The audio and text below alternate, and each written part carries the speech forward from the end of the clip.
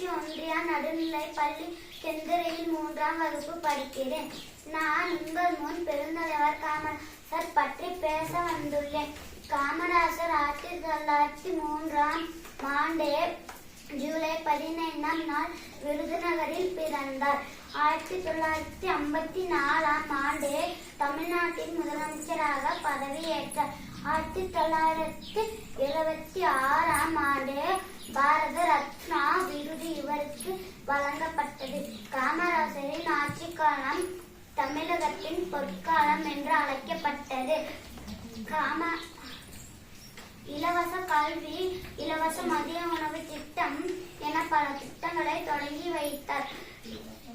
உழைப்பால் உயர்ந்த உத்தமரை நாமும் போற்றுவோம். காமராசர் 9 ஆண்டுகள்